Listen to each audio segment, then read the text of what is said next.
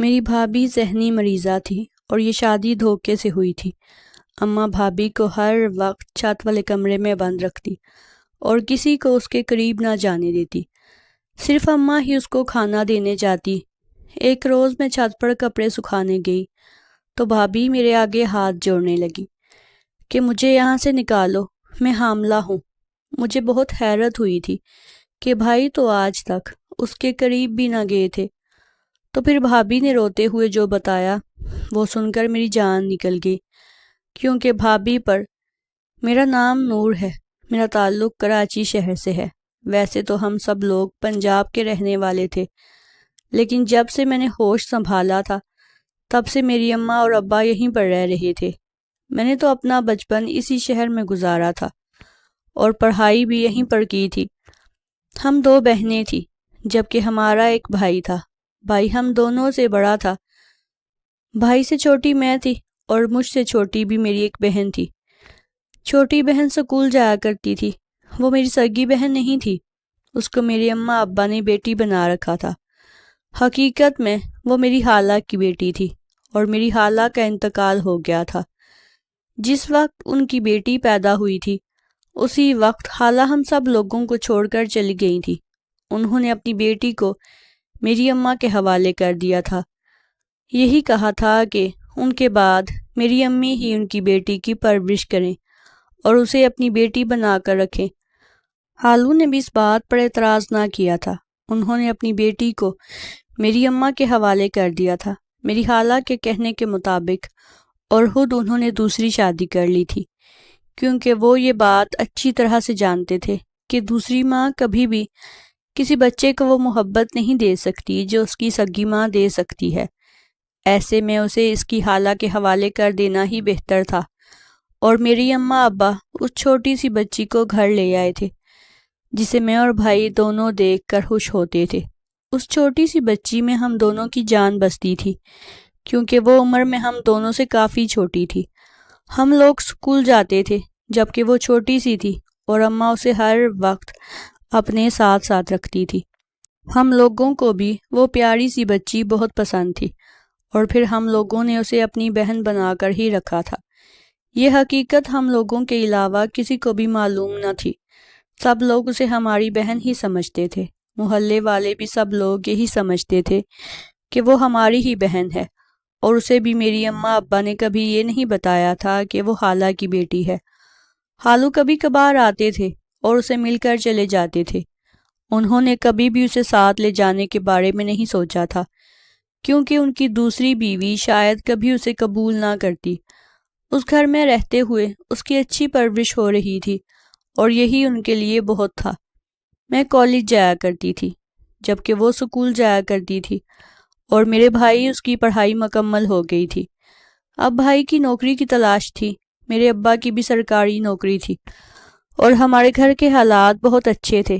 میرے ابا نے کبھی بھی ہم لوگوں کو کسی چیز کے لیے ترسنے نہیں دیا تھا، اور ہر چیز ہمارے کہنے سے پہلے ہی وہ ہمارے لیے لے آتے تھے۔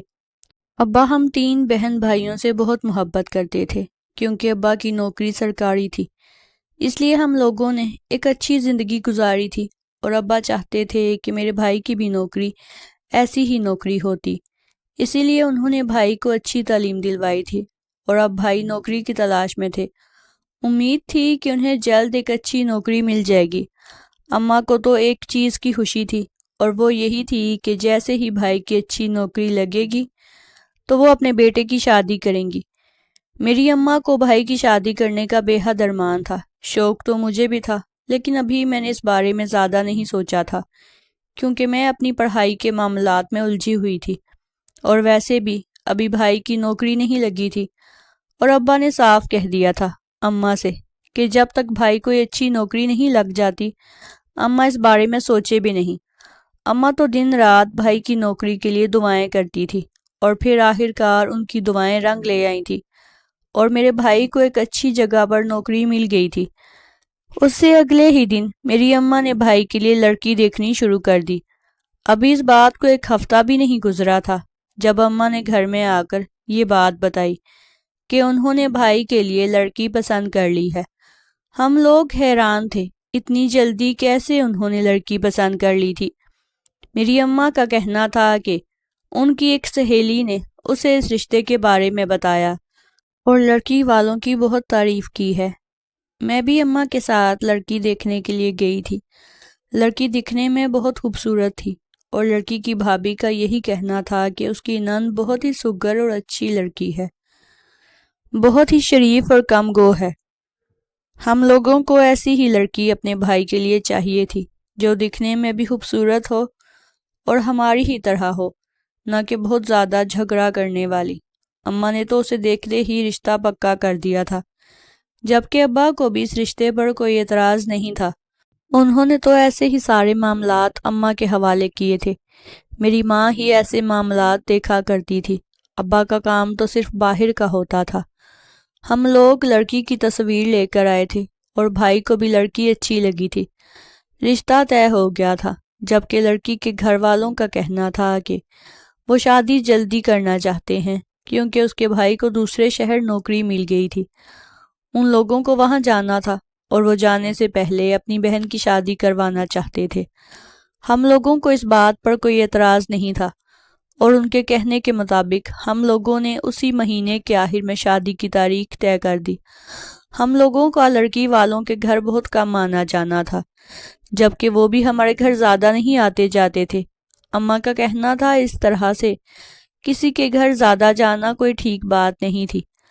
لڑکی کی بھابھی نے یہ کہا تھا کہ لڑکی زیادہ بات چیت نہیں کرتی، تھوڑی سی شرمیلی ہے، اس لیے کسی سے زیادہ لمبی چوڑی گفتگو نہیں کرتی، جبکہ میرے بھائی کی کبھی کبھار اس سے فون پر بات چیت ہو جاتی تھی۔ اماں نے اور میں نے جتنی مرتبہ بھی اس لڑکی سے بات کی تھی وہ فون پر ہی کی تھی، اور اس طرح سے میرے بھائی کی شادی ہو گئی تھی اور لڑکی شادی کر کے ہمارے گھر آ گئی۔ لیکن جب شادی کر کے وہ لڑکی ہمارے گھر آئی تھی، اس دن ہمیں ایک ایسی حقیقت معلوم ہوئی تھی جس نے ہمارے پیروں کے نیچے سے زمین کھینچ لی۔ یہ شادی دھوکے سے کروائی تھی، کیونکہ جس لڑکی کے ساتھ بھائی کی شادی کی گئی تھی وہ ذہنی مریضہ تھی، اور اس نے گھر میں آتے ہی عجیب و غریب باتیں کرنی شروع کر دی۔ یہ بات ہم لوگوں کو لڑکی کے کسی محلے دار نے بتائی تھی۔ اس کا کہنا تھا کہ وہ ہمیں یہ بات پہلے بھی بتانا چاہتے تھے، لیکن ہم لوگوں نے کسی سے پوچھنے کی زحمت نہیں کی تھی اور جلدی جلدی رشتہ طے کیا تھا اور شادی کر دی تھی۔ لڑکی کو بیاہ کر اپنے گھر لے آئے تھے۔ ان کا کہنا تھا اسی طرح سے بہت ساری عجیب و غریب باتیں کرتی رہتی ہے اور کوئی بھی اس کی بات پر بھروسہ نہیں کرتا تھا۔ اس کے بھائی نے بھی جان چھڑوانے کی خاطر سے جلدی جلدی اس کی شادی کروا کر اسے رخصت کر دیا تھا، جبکہ ہم لوگ حیران تھے کہ اس سے جب بھی ہماری بات ہوتی تھی تو وہ بہت ہی اچھے طریقے سے بات چیت کرتی تھی، جبکہ بعد میں پتہ چلا تھا کہ ان کے گھر والوں نے ہمیں دھوکہ دیا ہے۔ وہ جس لڑکی سے ہماری بات کرواتے تھے وہ اس لڑکی کی بھابھی کی بہن تھی۔ ان لوگوں نے اس لڑکی کی بات ہم لوگوں سے کروائی اور آخر میں شادی اپنی ذہنی مریضہ نند سے کروا دی تھی۔ یہ دھوکہ ہمارے لیے بہت بڑا تھا، جبکہ میرے ابا کو اس میں ساری غلطی اماں کی ہی دکھائی دیتی تھی، کیونکہ اماں نے بنا سوچے سمجھے ہی رشتہ پکا کر دیا تھا اور شادی میں بھی جلدی کی تھی۔ جب ساری بات اس طرح سے اماں پر آ گئی تو اماں نے کہا کہ ان کے پاس اس چیز کا بھی حل موجود ہے۔ اماں میری بھابھی کو ہر وقت چھت والے کمرے میں قید رکھتی تھی۔ ان کا کہنا تھا کہ وہ اس لڑکی کو وہیں پر قید رکھیں گی، جبکہ اپنے بیٹے کی شادی کہیں اور کروا دیں گی۔ میری اماں ہی چھت پر جایا کرتی تھی، اس لڑکی کو کھانا وغیرہ بھی اماں دیا کرتی تھی۔ میں نے تو اسے شادی کے دن ہی دیکھا تھا، اس کے بعد تو اس لڑکی کا مجھ سے کوئی سامنا نہیں ہوا تھا۔ دیکھنے میں وہ بہت خوبصورت تھی، نہ تو میں نے اس کی آواز سنی تھی اور نہ ہی میری اس سے بات چیت ہوتی تھی۔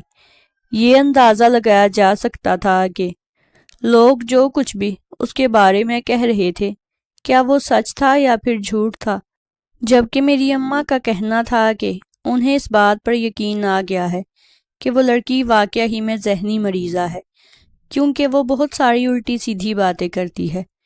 میری اماں ہم لوگوں میں سے کسی کو بھی چھت پر جانے نہیں دیتی تھی، جبکہ بھائی کو بھی انہوں نے منع کیا ہوا تھا۔ وہ خود ہی وہاں جایا کرتی تھی اور اسے کھانا دے کر واپس آ جایا کرتی تھی، جبکہ ہم لوگوں نے اس کے بھائی کو تلاش کرنے کی ہر ممکن کوشش کی۔ اسے جب بھی فون کرتے تھے تو اس کا نمبر بند جاتا تھا۔ وہ لوگ یہ شہر چھوڑ کر کہیں دور چلے گئے تھے۔ یقیناً ان لوگوں نے ہمیں دھوکہ دیا تھا، ورنہ اس طرح سے کوئی اپنی بہن کی شادی کروا کر اس سے اس طرح غافل کیسے ہو سکتا ہے؟ ہم لوگ بری طرح سے پھنس گئے تھے اور ہمیں سمجھ نہیں آ رہا تھا کہ کیا کیا جائے۔ اماں کا کہنا تھا کہ اگر اس کا بھائی اس سے ملنے آ جاتا یا پھر ہم لوگوں کا فون اٹھا لیتا ہے تو پھر میری اماں فوراً اسے اس کے گھر بھیج دیتی۔ ہم لوگ اس کے گھر گئے تھے، لیکن وہاں پر تالا لگا ہوا تھا۔ آس پڑوس سے پوچھنے پر معلوم ہوا تھا کہ اس کے گھر والے گھر چھوڑ کر کسی دوسرے شہر چلے گئے ہیں۔ اب نہ تو ان لوگوں کو کوئی پتہ ہمارے پاس تھا کہ ہم لوگ ان کی بیٹی کو واپس بھیج دیتے، اس لیے مجبوراً ہمیں اسے اپنے گھر میں رکھنا پڑا تھا، اور اسی لیے اماں نے اسے چھت کے اوپر والے کمرے میں رکھا ہوا تھا تاکہ وہ اپنے پاگل پن میں آ کر کسی کو کوئی نقصان نہ پہنچائے۔ جبکہ بھائی نے تو اس معاملے میں کچھ بھی نہیں کہا تھا، وہ تو خاموش ہو گئے تھے۔ نہ انہوں نے اماں سے یہ کہا کہ اماں نے ان کی شادی کروانے میں جلدی کی تھی، اور نہ ہی انہیں اپنی بیوی کی کوئی پرواہ تھی۔ وہ تو ایسے کہ جیسے گھر میں موجود ہی نہیں، اپنے کام سے واپس آ کر اپنے کمرے میں چلے جاتے۔ انہوں نے کبھی بھی بھابھی کے بارے میں نہیں پوچھا تھا، اور اگر پڑوس کی عورتیں ہمارے گھر آتی تو میری اماں ان سے یہی کہا کرتی تھی کہ ان کی بہو اپنے گھر ملنے کے لیے گئی ہوئی ہے۔ اماں نے کسی کو بھی یہ بات نہیں بتائی تھی کہ ان کی بہو ذہنی مریضہ ہے، اور انہوں نے یہ سچ جاننے کے بعد اسے اپنے گھر میں ایک کمرے میں بند کیا ہوا ہے۔ یہ حقیقت صرف ہم گھر کے لوگ ہی جانتے تھے، اور ہمارے علاوہ کسی کو اس بارے میں کچھ بھی علم نہ تھا۔ دن اسی طرح سے گزر رہے تھے۔ میری اماں نہ تو کسی کو چھت پر جانے دیتی تھی اور نہ ہی اس کمرے کے قریب کسی کو جانے دیتی تھی۔ انہوں نے ہم سب بہن بھائیوں کو سختی سے منع کیا تھا کہ ہم بھابھی کے قریب نہ جائیں، کیونکہ وہ ذہنی مریضہ ہیں۔ ایسے میں لوگ کچھ بھی کر سکتے ہیں۔ ہم لوگ بھی اماں کی بات مانتے ہوئے ان کے قریب تک نہیں جاتے تھے۔ ایک دن اسی طرح سے اماں گھر میں موجود نہیں تھی۔ اماں کو ابا کے ساتھ میری ماموں کے گھر جانا تھا، کیونکہ میری نانی اماں بیمار تھی، اس لیے میری ماں میرے ابا کے ساتھ ماموں کے گھر چلی گئی تھی۔ اس دن میری چھٹی تھی۔ میری چھوٹی بہن سکول چلی گئی تھی، جبکہ بھائی اپنے کام پر چلے گئے تھے۔ میں گھر پر اکیلی موجود تھی۔ گھر کے سارے کام کاج سے فارغ ہو کر میں نے پیچھے ایک ہفتے کے جمع کیے ہوئے کپڑے دھونے شروع کر دیے، اور اسی طرح سے جب میں کپڑے سکھانے کے لیے چھت پر گئی تو کمرے کا دروازہ آج کھلا ہوا تھا، اور میری بھابھی میرے قریب آ گئی۔ مجھے اب ان سے ڈر محسوس ہو رہا تھا، لیکن ان کو دیکھ کر کہیں سے بھی ایسا نہیں لگتا تھا کہ وہ ذہنی مریضہ ہیں۔ آہستہ آہستہ میرا ڈر کم ہو گیا جب انہوں نے اچانک ہی میرے سامنے ہاتھ جوڑ دیے اور مجھ سے کہنے لگی کہ پلیز مجھے یہاں سے نکالو۔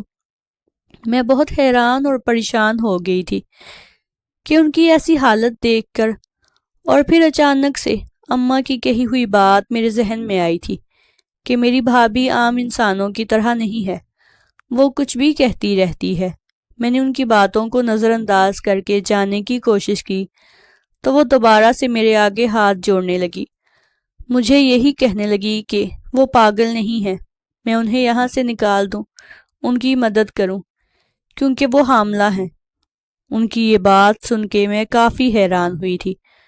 ایسا کیسے ممکن تھا، جبکہ جس دن سے وہ شادی کر کے ہمارے گھر آئی تھی اسی دن ہمیں یہ بات کسی نے بتا دی تھی کہ ہمارے ساتھ دھوکہ کیا گیا ہے اور ایک پاگل لڑکی کو ہمارے حوالے کر دیا گیا ہے۔ یہ بات سن کر اماں نے اسی رات اسے اوپر والے کمرے میں بند کر دیا تھا، اور اس کے بعد کوئی بھی اس لڑکی سے ملنے کے لیے نہیں جاتا تھا، اور بھائی وہ تو اس بارے میں پوچھتے بھی نہیں تھے۔ اس کے پاس جانا تو بہت دور کی بات تھی۔ میرا بھائی تو اس کے قریب کبھی گیا ہی نہیں تھا۔ تو ایسے میں یہ سب کیسے ممکن تھا؟ میں بہت پریشان تھی، مجھے کچھ سمجھ نہیں آ رہی تھی۔ اور اس کے بعد میری بھابھی نے روتے ہوئے مجھے جو کچھ بتایا، وہ سب سن کر تو میری جان نکل گئی کہ وہ معصوم سی لڑکی اتنا کچھ سہ چکی تھی، جبکہ یہاں پر رہتے ہوئے بھی ہم لوگوں نے اس کے ساتھ ظلم کیا تھا اور اس کی بات نہیں سنی تھی اور نہ ہی اسے سمجھا تھا۔ مجھے اب اپنے آپ پر اور اپنے گھر والوں پر جی بھر کر غصہ آیا تھا۔ افسوس ہوا تھا کہ ہم لوگوں نے اس معصوم لڑکی کے ساتھ ٹھیک نہیں کیا تھا۔ میں نے اس سے وعدہ کیا تھا کہ میں ہر معاملے میں اس کا ساتھ دوں گی۔ میں اسے اپنے ساتھ اس کمرے سے باہر لے آئی تھی اور اسے اپنے ساتھ نیچے گھر میں لے آئی تھی۔ اب مجھے اپنے بھائی کا اور ماں باپ کے آنے کا انتظار تھا تاکہ جو حقیقت اس نے مجھے بتائی تھی وہ میں سب کو بتا سکوں اور اس کی تکلیف کو تھوڑا سا کم کر سکوں۔ وہ میرے ساتھ آنا نہیں چاہتی تھی۔ وہ یہی کہہ رہی تھی کہ کوئی بھی اس کی بات کا بھروسہ نہیں کرتا، اور اب بھی اگر میں اپنے گھر والوں کو اس کی سچائی بتاؤں گی تو کوئی بھی اس کی بات ماننے کے لیے تیار نہیں ہوگا۔ سب لوگ اسے پاگل کہہ کر اسے کمرے میں واپس چھوڑ دیں گے۔ اسی لیے اس کا کہنا تھا کہ میں اسے اس گھر سے جانے دوں۔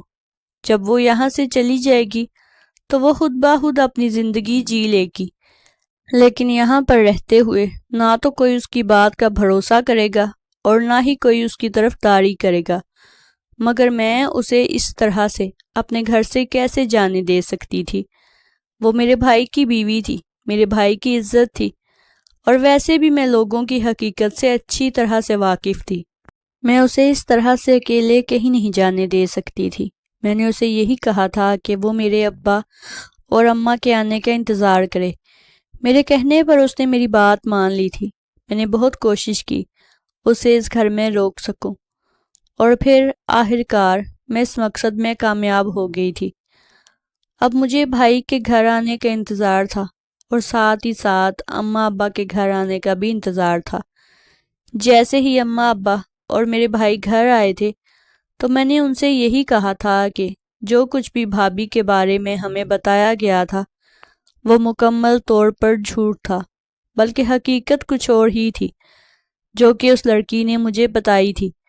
جب میں چھت پر کپڑے ڈالنے کے لیے گئی تھی اور میری بھابھی اچانک سے میرے سامنے آ گئی تھی تو میرے سامنے آ کر وہ ہاتھ جوڑ کر رونے لگی تھی اور کہنے لگی تھی کہ وہ پاگل نہیں ہے، میں اسے یہاں سے جانے دوں۔ اس وقت ان کی حالت دیکھ کر مجھے اس پر بہت ترس آیا تھا، اور پھر میں ان کی پوری بات سننے کے لیے بیٹھ گئی۔ جب اس نے مجھے ایک ایسی حقیقت بتائی تھی جو کسی کا بھی دل دہلا کر رکھ دے، میری بھابھی نے مجھے بتانا شروع کیا تھا۔ ان کا کہنا تھا کہ جو اس کا بھائی تھا وہ اس کا سگا بھائی نہیں تھا، وہ اس کا سوتیلا بھائی تھا۔ اس کے ابا نے جس عورت سے دوسری شادی کی تھی وہ ان کا بیٹا تھا جسے وہ اپنے ساتھ لے آئی تھی۔ اس لڑکی کا کہنا تھا کہ کیونکہ اس کے ابا امیر تھے، ان کی کافی جائیداد تھی، اسی لیے انہوں نے اپنی دوسری بیوی کو یعنی کہ اس کی سوتیلی ماں کو اپنے بیٹے کو ساتھ لانے سے نہیں روکا تھا۔ انہوں نے یہی سوچا تھا کہ جہاں ان کی اپنی بیٹی، وہیں پر اگر اس عورت کا بیٹا بھی یہاں پر رہ لے گا تو اس میں کوئی حرج نہیں تھا۔ اس کے ابا بہت ہی نرم دل انسان تھے اور بہت سے یتیم بچوں کی اور غریبوں کی مدد بھی کیا کرتے تھے۔ اسی لیے انہوں نے جس عورت سے دوسری شادی کی تھی اس کے بیٹے کو بھی دل سے قبول کر لیا تھا اور اسے اپنا بیٹا بنا لیا تھا۔ زندگی اسی طرح سے ہنسی خوشی گزرنے لگی تھی، جبکہ اس کے ابا نے کبھی بھی اس میں اور اس کے بڑے بھائی میں فرق نہیں کیا تھا۔ انہوں نے ہمیشہ اسے اپنا بیٹا سمجھ کر پالا تھا اور اس کی ہر ضرورت کا خیال رکھا تھا، جبکہ اس لڑکے میں ایک عجیب چیز تھی، اس نے کبھی بھی اس کے ابا کو اپنا ابا نہیں سمجھا تھا اور نہ ہی کبھی انہیں وہ عزت اور احترام دی تھی، جبکہ اس کے بابا اس بات کو نظر انداز کر دیتے تھے، یہ سمجھ کر کہ ابھی وہ چھوٹا بچہ ہے، جیسے جیسے بڑا ہوگا تو اس کی بات کو سمجھنے لگے گا۔ لیکن ان کو یہ بات معلوم نہیں تھی کہ وہ جس بچے کو بچہ سمجھ کر اس پر ترس کھا کر اسے پال پوس رہے ہیں، وہی آگے جا کر ان کی لاڈلی بیٹی کے اوپر ظلم ڈھائے گا۔ وقت اسی طرح سے گزر رہا تھا، اور جب وہ 15 سال کی ہوئی تھی تو اس کے ابا انتقال کر گئے۔ اس کے ابا کے انتقال کے بعد اس کے ابا کی ساری دولت جائیداد کی وہ اکلوتی وارث تھی، کیونکہ وہ اپنے باپ کی اکلوتی بیٹی تھی، جبکہ اس کا بھائی اس کا سگا بھائی نہیں تھا۔ ایسے میں جائیداد میں اس کا حصہ نہیں تھا۔ اس کی ماں نے بھی اس بات پر کوئی اعتراض نہیں کیا تھا۔ اس کی سوتیلی ماں بہت ہی اچھی اور نیک خاتون تھی۔ انہوں نے اسے بہت محبت سے پال پوس کر بڑا کیا تھا، اسے ہمیشہ اپنی بیٹی سمجھ کر محبت دی تھی، اور اسی طرح اس کے والد کے انتقال کے بعد اس کی سوتیلی ماں نے ساری جائیداد اس لڑکی کے نام کروا دی تھی، کیونکہ اصل میں اس کی حقدار وہی لڑکی تھی۔ اس کے ابا کے انتقال کے بعد اس کی ماں بھی بیمار رہنے لگی تھی، اور تھوڑے ہی عرصے بعد اس کی ماں کا بھی انتقال ہو گیا۔ اب وہ اپنے بھائی کے ساتھ اس گھر میں رہنے لگی۔ شروع میں تو اس کے بھائی کا رویہ بہت اچھا تھا، اور وہ اسے بہن سمجھ کر بہت محبت سے پیش آتا تھا۔ اس کے بھائی نے ایک لڑکی سے اپنی پسند کی شادی کر لی تھی، اور پھر اس کے بعد اس کا رویہ بدلنے لگا تھا۔ اس کا بھائی اور اس کی بھابھی دونوں اسے کمرے میں بند کر دیتے تھے۔ ایک رات اسی طرح وہ اسے گھر میں اکیلا چھوڑ کر خود چلے گئے تھے، جبکہ اس کی بھابھی کا بھائی گھر آیا تھا، اور اس نے اس لڑکی کے ساتھ اس کے اپنے ظلم کا نشانہ بنایا تھا، کیونکہ وہ دکھنے میں خوبصورت تھی۔ اس نے جب یہ بات اپنے بھائی اور بھابھی کو بتائی تو کسی نے بھی اس کی بات پر بھروسہ نہ کیا، جبکہ اس کی بھابھی نے سب سے یہی کہہ دیا کہ یہ لڑکی ذہنی مریضہ ہے، اس لیے کچھ بھی کہتی رہتی ہے، اور اس کی ساری جائیداد کو بھی اس کے بھائی نے اپنے قبضے میں لے لیا تھا۔ اس کی بھابھی یہ بات اچھی طرح سے جانتی تھی کہ اس کا بھائی اچھا لڑکا نہیں تھا، اور پھر بات یہی ختم نہیں ہوئی تھی۔ وہ لڑکا آئے دن گھر آتا اور اس کے کمرے میں چلا جاتا، اور وہ چاہ کر بھی کچھ نہ کر پاتی۔ پھر ایک دن اس پر بہت بڑی قیامت ٹوٹی تھی، کیونکہ وہ حاملہ ہو گئی تھی۔